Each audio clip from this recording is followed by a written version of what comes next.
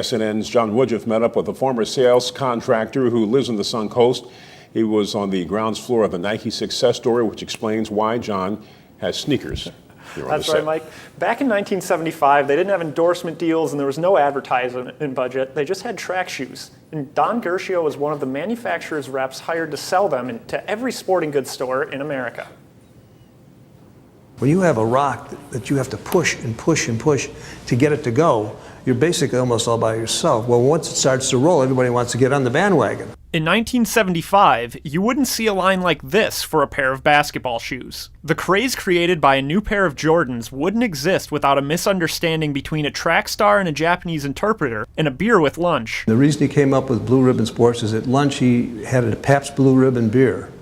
And that's what got him started. Don Gershio was a contractor in Williamsville, New York, hired by Blue Ribbon Sports to sell the Nike shoe line, a brand that in 1977 needed a phonetic pronouncer in its catalog. We didn't have any athletic endorsements at the time, but it worked, and you could feel the momentum, and you knew this was special. Gershio says an innovative futures program, where Nike sold stock 6 months ahead of time, and a wardrobe change in American schools helped the company take off. I would bring in a Izod shirt, a Levi's, and a Nike.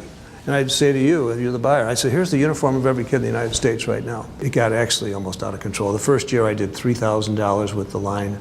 In '84 I did like 17 or 18 million. Gershio says Nike hired its own sales force. In 1984 was his last year selling shoes. He says the success of the little shoe brand from Oregon and its founder Phil Knight could never be recreated. He's a billionaire many, many times over, and I often wonder if he still drinks Pabst beer, Pabst Blue Ribbon.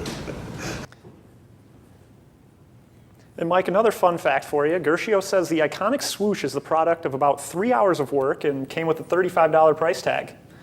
All right, now, John, I know that you're a shoe collector, as we can see here. Are these your favorite pair of Nikes? Oh, yeah. These are what size are those, by the way? These are size 12. These are my Air Force 25s, best basketball shoe in town. Too small for me. Yeah, I think so.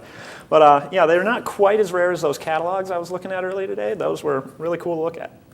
Well, John, what they say, just do it.